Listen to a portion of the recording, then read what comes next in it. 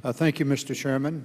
You started off with an appropriate thank you to those many men and women that have assisted us from the Coast Guard, Joanne and all the team, and I could repeat all of that. Shall I? Sure. Sure, we'll go ahead and do it. We'll let it go, Joanne. Thank you so very much to be able to work with you and your team.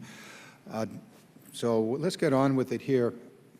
I'm looking forward to renewing our oversight and the progress that's been made to date in building a ready, capable, and adaptable Coast Guard for this century. Your enduring role in protecting our shores and facilitating our maritime commerce, both nearshore, offshore, and around the world. A few things are more important to our nation's future prosperity.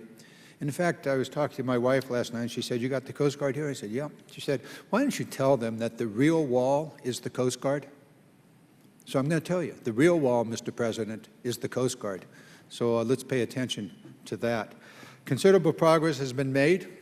Coast Guard's nearing completion of building out the program of record for the National Security Cutter, the most cutting-edge vessel ever to sail with the Coast Guard's distinctive red racing stripe.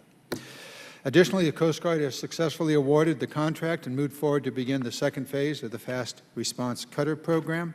Ultimately, this program will provide the Coast Guard with 58 cutters of remarkable versatility and capability to meet the challenging demands found in the U.S. coastal waters and allow the Coast Guard to retire its legacy fleet of medium-endurance cutters and the 110-foot island-class patrol boats.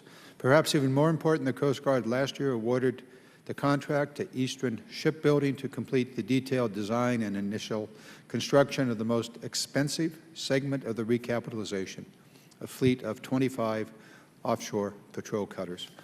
This progress is real, and I appreciate the work that's been done by the Coast Guard in moving it along. The Coast Guard's acquisition directive deserves credit for keeping these programs on budget and on schedule.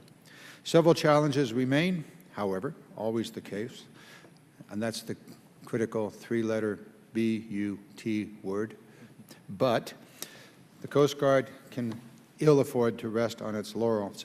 First, the Coast Guard's ice-breaking fleet remains a liability, potentially a very serious gap in the Coast Guard's operational capability in high-latitude regions. Prodded by the Chairman and some of us, the Coast Guard has taken steps to expedite the design for a new heavy icebreaker, and yes, Admiral Ray, I will be asking you about this. We're going to want to hear more details, and when can we expect to have the award, and how are we doing with the Navy on this? So yes, there will be questions. I'm also concerned that the Coast Guard's capital planning has failed to adequately account for the need to recapitalize the service's inland river buoy tender fleet, which operates in my Sacramento, San Joaquin Delta. So we want to hear about that. What are we going to do about it, and when and how? Additionally, regarding aircraft, I remain concerned about the 14 C-27J surveillance aircraft. The Air Force, well, we won't tell you what the Air Force has done. They seem to have unloaded something they didn't want on the Coast Guard.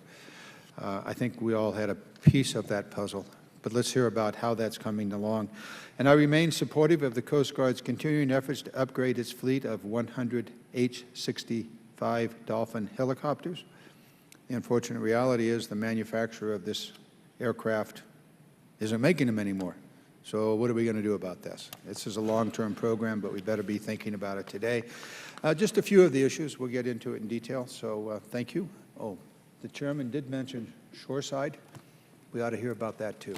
Thank you very much. Let's get on with it. One thing I'd like to talk about, too, if you could, a note for when you give your testimony here coming up, is the Navy's budget this year produces no new ships over last